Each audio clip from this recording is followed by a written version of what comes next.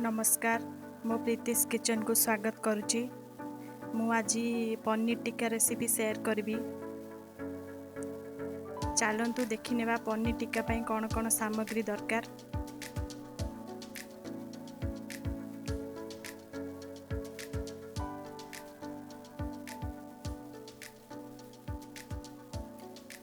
देखंतु मु पनीर को एमती नहीं स्क्वायर शेप रे काटिकी, पियाज को मध्य एमती स्क्वायर शेप रे काटिकी नहीं और मेरिनेशन पाई मु गोटे बाउल नहीं सेथिरे मु गोटे कप दही ऐड कली।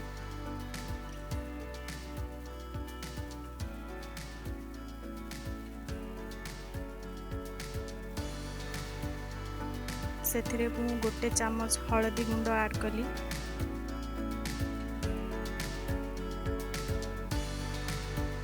गोटे चामच लंका गुंड ऐड कली।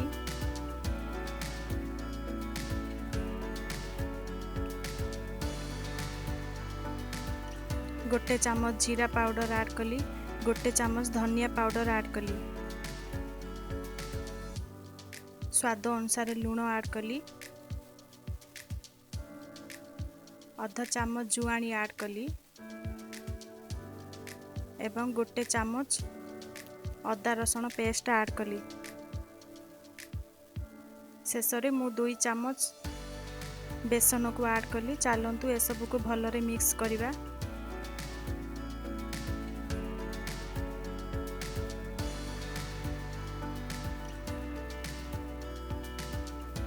देखंतु बेटरटी भलरे प्रस्तुत हो गला। वर्तमान आमे जो काटिकी रखिथिले पियाज पनीर को सेथिरे ऐड करिबा।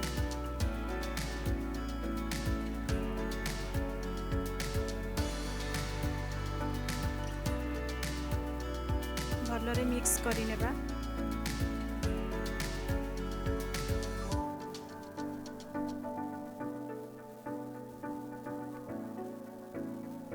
देखंतु भलरे मिक्स हो गला। वर्तमान आमे मेरिनेशन पाई आधा घंटा फ्रिज रे रखी देबा। देखंतु भल भाबे मेरिनेशन हो जाइछि। चलंतु प्रिपरेशन स्टार्ट करिबा।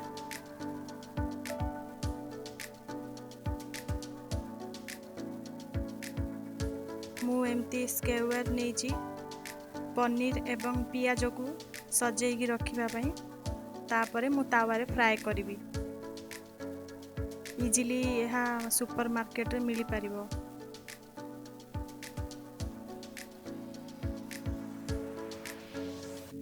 मु तावारे फ्राए करिवि। आपण माने ग्रिल रे ओभेन रे मध्य पनीर टिक्का बनै पारिबे।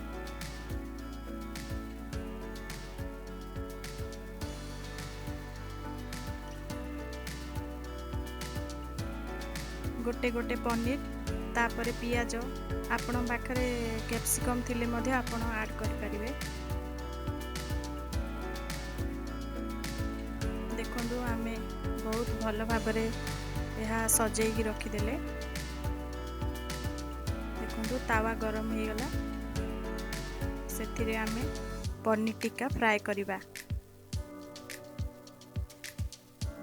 मीडियम फ्लेम रे फ्राए करिबा।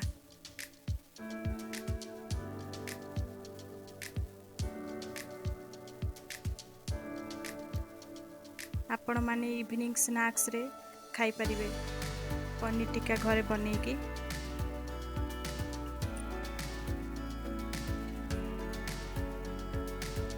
मु कम तेल रे पनीर टिक्का फ्राए कली।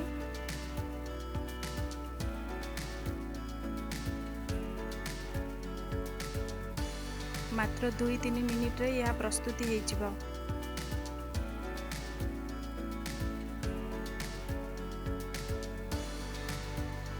देखंतु आमर paneer tikka golden brown colour हो जाइछि।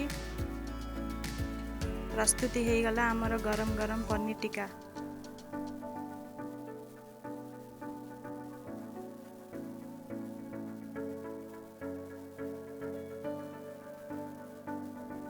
Thank you.